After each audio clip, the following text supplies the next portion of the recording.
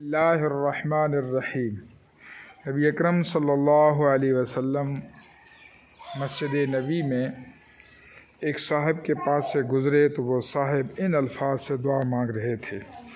یا من لا تراہ العیون ولا تخالطہ الظنون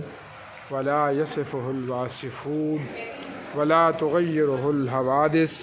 ولا یخشی الدوائر یعلم مساقیل الجبال ومقاجیل البحار وعدد قطر الامطار وعدد ورق الاشجار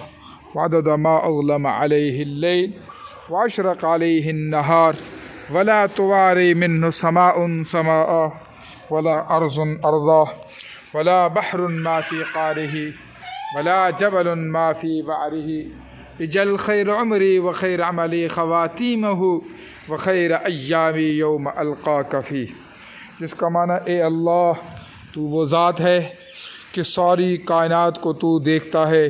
زمینوں کو، آسمان کو، سورج کو، چاند کو، تاروں کو، پہاڑوں کو، دن کو، رات کو، انسانوں کو، جنوں کو، پرندوں کو، درندوں کو،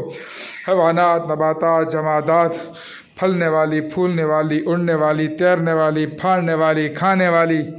اور تجھے کوئی دیکھ نہیں سکتا۔ اے اللہ تو وہ ذات ہے ولا یصفہ الواصفون کہ آدم علیہ السلام سے لے کے قیامت تک سارے انسان تیری تعریفیں، سارے جنات تیری تعریفیں لکھنے میں لگ جائیں، بولنے میں لگ جائیں، پڑھنے میں لگ جائیں، لکھتے رہیں، بولتے رہیں، پڑھتے رہیں، اور قیامت تک کے لیے یہ آپ کی صفات اتنی ہیں کہ آپ کی صفات کو بیان کر نہیں سکتے۔ اور آگے فرمایا وَلَا تُغَيِّرُهُ الْحَوَادِثُ، ہم گرمی اور سردی سے متاثر ہوتے ہیں، اے اللہ تو وہ ذات ہے، گرمی سردی، دن رات، صبح شام، موسم، ماضی حال مستقبل تیرے لیے سب کے سب برابر ہیں۔ اور آگے کہتے ہیں اللہ تو وہ ذات ہے کہ ساتوں آسمان کا آڑے آنا یہ اپنی چیز کو چھپا نہیں سکتا، ساتوں زمین کا مسلسل ایک دوسرے کے سامنے آنا یہ کسی انسان کو، کسی جن کو، کسی دانے کو چھپا نہیں سکتا۔ اور اے اللہ تو وہ ذات ہے کہ جو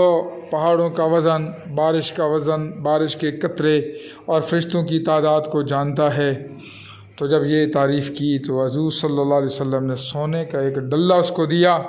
اور پوچھا کہ میں نے آپ کو سونے کا یہ